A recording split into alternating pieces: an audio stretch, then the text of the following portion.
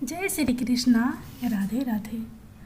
आज आप लोग सुनेंगे शिव जी पार्वती माता की विवाह की कथा। शिव विवाह कथा को भारत की आध्यात्मिक कथाओं में बहुत महत्वपूर्ण माना जाता है। शिव विवाह में पार्वती के पिता शिव का वंश जानना चाहते थे। फिर शिव जी ने क्या जवाब दिया? पार्वती के पिता ने सोचा कि ये अपने कुल वंश के बारे में भी नहीं जानते हैं। तो चलिए सुनते हैं शिव पार्वती की विवाह की कथा। जब शिव पार्वती का विवाह होने वाला था तो एक बड़ी सुंदर घटना हुई।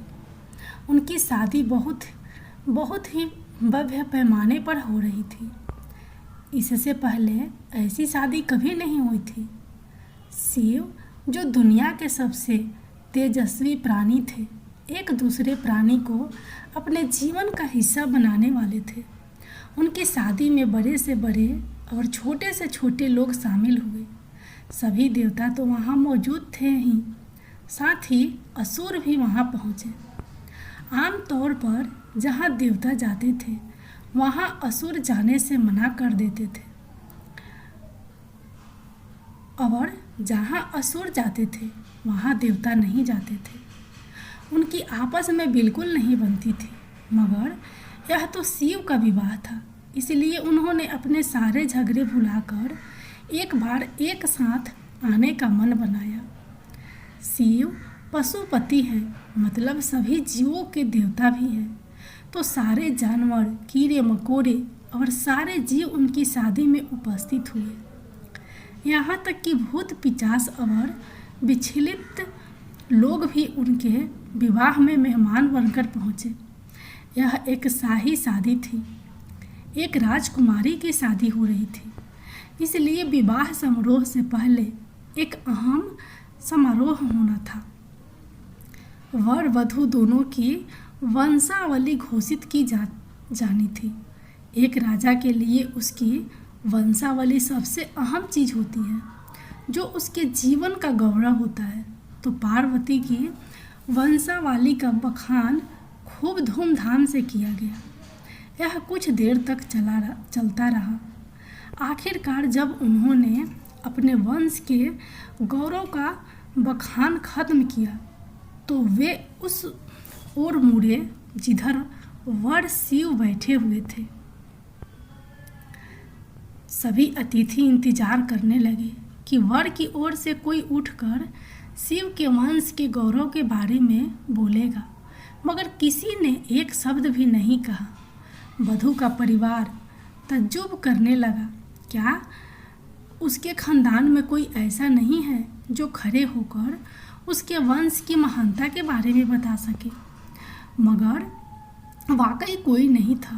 वर के माता पिता, रिश्तेदार या परिवार से कोई वहाँ नहीं आया था, क्योंकि उसके परिवार में कोई था ही नहीं। वह सिर्फ अपने साथियों गणों के साथ आया था, जो विकृत जीवों की तरह दिखते थे। वे इंसानी भाषा तक नहीं बोल पाते थे और अजीब सी बेसुरी आवाज़ें निकालते थे। वे सभी नशे में चूर और विचित्र अवस्थाओं में लग रहे थे। फिर पार्वती के पिता पर्वतराज ने शिव से अनुरोध किया, कृपया अपने वंश के बारे में कुछ बताइए। शिव कहीं शून्य में देखते हुए चुपचाप बैठे रहे। वह ना तो दुल्हन की ओर देख रहे थे, ना ही शादी को लेकर उनमें कोई उत्साह नजर आ रहा था। वह बस अपने गणों से घिरे हुए बैठे रहे और शून्य में घूरते रहे। वधू पक्ष के लोग बार बार उनसे यह सवाल पूछते रहे, क्योंकि कोई भी अपनी बेटी की शादी ऐसे आदमी से नहीं करना चाहेगा जिसके वंश का अता पता ना हो।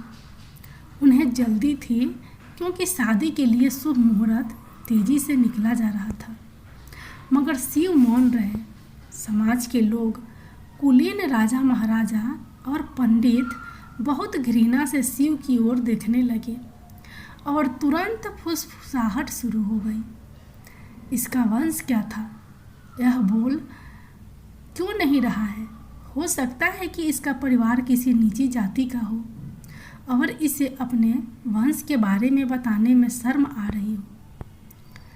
फिर नारद मुनि जो उस सभा में मौजूद थे, यह सब तमाशा देखकर अपनी बीना उठाई और उसकी एक ही तार खींचते रहे। वह लगातार एक ही धुन बाजते रहे, टोइंग टोइंग टोइंग। इससे खींचकर पार्वती के पिता पर्वतराज अपना आपा खो बैठे। यह क्या बकवास है? हम वर की वंशावली के बारे में सुनना चाहते हैं, मगर वह कुछ बोल नहीं रहा। क्या मैं अपनी बेटी की शादी ऐसे आदमी से कर दूं? और आप यह खिजाने वाला शोर क्यों कर रहे हैं? क्या यह कोई जवाब है? नारद ने जवाब दिया, वर के माता पिता नहीं है। राजा से पूछा, क्या आप यह कहना चाहते हैं कि वह अपने माता पिता के बारे में नहीं जानता?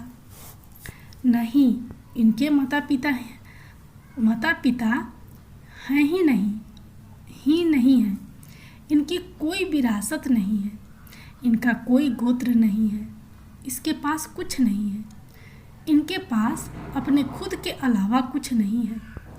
पूरी सभा चकरा गई। पर्वतराज ने कहा, हम ऐसे लोग को जानते हैं जो अपने पिता या माता के बारे में नहीं जानते।